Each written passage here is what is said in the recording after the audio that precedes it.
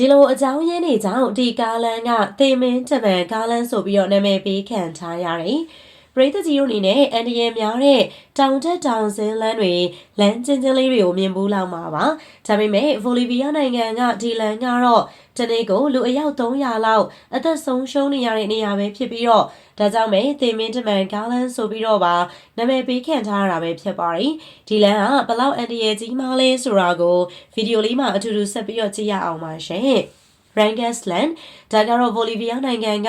သေမင်းတမန်လန်းဆိုပြီးတော့နာမည်ကြီးရဲ့ကားလမ်းပဲဖြစ်ပါတယ်။ဒီလမ်းရဲ့ပုံစံကိုကြည့်လိုက်တာနဲ့ဘာကြောင့်ဒီလိုနာမည်မျိုးရထားတာလဲဆိုတာရှင်းရှင်းလင်းလင်းသိနိုင်မှာဖြစ်ပါတယ်။မိုင်40ရှည်လျားပြီးတော့တချို့နေရာတွေမှာပေ2000နဲ့တဲ့ကြောက်ကဘာကြီးတွေရှိတဲ့ဒီလမ်းကတော့တိုက်ခါတော့ကဘိုလီဗီးယားရဲ့မြို့တော်နဲ့အမေဇုံမိုးတတော်ကြီးတို့ကိုဆက်သွယ်ပေးထားတဲ့တခုတည်းသောကားလမ်းဖြစ်ခဲ့ပူပါတယ်။ဒါကြောင့်ပဲကုန်သည်တွေအနေနဲ့ရွှေစရာမရှိပဲဒီလမ်းကိုပဲမဖြစ်မနေသွားခဲ့ကြရတာပဲဖြစ်ပြီးတော့ဒီလမ်းမှာအသက်ပေးခဲ့ရတဲ့သူတွေလည်းမနှဲဘူးလို့သိရပါတယ်။ဒီလမ်းမှာကလမ်းဘေးမှာအကာရံနေတက်ဆင်ပေးထားတာလိုမျိုးလုံခြုံရေးစီမံချက်တွေမရှိသလိုမကြာခဏမြူရီဆိုင်တာမြေပြိုတာတွေကလည်းဖြစ်တတ်သေးတာကြောင့်ပုံမှန်ချက်ပို့ပြီးတော့အန်ဒီရများတာလို့သိရပါတယ်။လမ်းကလည်းဘယ်လောက်ဆိုးလဲဆိုရင်တော့တချို့နေရာတွေမှာရေတကုံတွေအောက်ဖြတ်သွားရသလိုတချို့နေရာတွေမှာဆိုရင်လမ်းအကျယ်က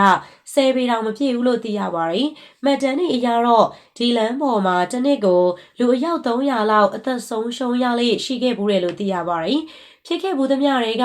အဆိုးဝါးဆုံးမတော်တဆမှုကတော့1983ခုနှစ်မှာဖြစ်ခဲ့တဲ့တစ်ခုပဲဖြစ်ပါတယ်။အဲဒီနှစ်တုန်းကလူအယောက်100ကျော်လိုက်ပါစီးနှင်းလာတဲ့ဘတ်စ်ကားတစ်စီးကကြောက်ထဲကိုထိုးကျသွားခဲ့ပြီးတော့ကားပေါ်ပါလာတဲ့လူအကုန်လုံးအသက်ဆုံးရှုံးသွားခဲ့ရတာကြောင့်ကမ္ဘာအဆိုးဝါးဆုံးဘတ်စ်ကားမတော်တဆမှုတွေကတစ်ခုအဖြစ်ပါသတ်မှတ်ခံခဲ့ရပါတယ်။2000ခုနှစ်နောက်ပိုင်းမှာတော့အန်ဒီရဲ့ပုံနေတဲ့လမ်းအသစ်ကိုဖောက်ခဲ့တဲ့အတွက်ဒီလမ်းကိုသုံးကြတဲ့သူတွေပို့ပြီးတော့နဲလာခဲ့ပြီးအသက်ဆုံးရှုံးတာမျိုးလည်းနဲလာခဲ့တယ်လို့သိရပါတယ်။ဒီဘက်ခေတ်မှာတော့ဘိုလီဗီးယားရဲ့သေမင်းတမန်ကားလမ်းက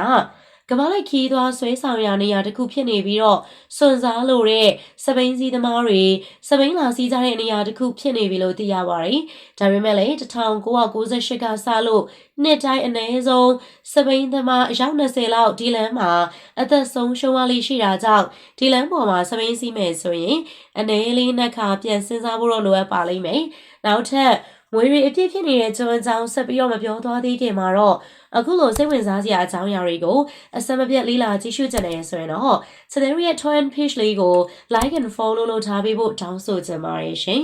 ။ငွေကြောက်တဲ့သူတွေအတွက်တော့ဒီကျွန်းကတကယ်ကိုအိမ်မက်ဆိုးကြီးတစ်ခုပါပဲ။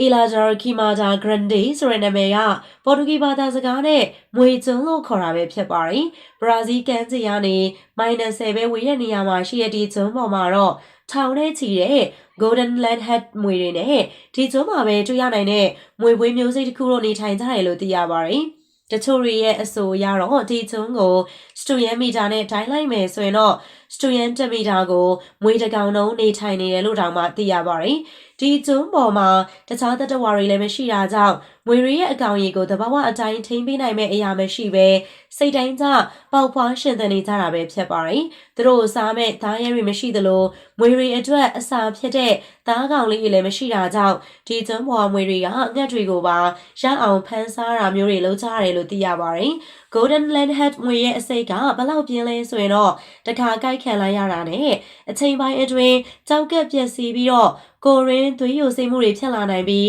အချိန်မီမွေစိတ်ဖြည့်စေမထိုးနိုင်ဘူးဆိုရင်တော့အသက်ဆုံးရှုံးသွားနိုင်တယ်လို့သိရပါတယ်။ဒီလိုမျိုးအစိတ်ပြင်းတဲ့မွေတွေအများကြီးရှိနေတဲ့ကျွန်းဖြစ်တာကြောင့်အစိုးရကိုယ်တိုင်ဒီကျွန်းပေါ်တာမန်လူတွေအနေနဲ့တွားရောက်လည်းပဲခွင့်မရှိဘူးဆိုပြီးတော့ပိတ်ပင်ထားရတယ်လို့သိရပါတယ်။ဒါပေမဲ့လည်းဒီနောက်ပိုင်းမှာတော့စက်စားရနေရဆုံးရှုံးလာတာရဲ့ယောဂဖြစ်ပွားမှုရဲ့နဲ့တရားမဝင်မွေတွေကိုခိုးဖမ်းသူတွေရဲ့ကြောင့်ဒီကျွန်းပေါ်မွေအကောင်ရလည်းတဖြည်းဖြည်းနည်းလာနေပြီလို့သိရပါတယ်။အခုတင်ဆက်ပေးခဲ့တဲ့ကဘာပေါ်က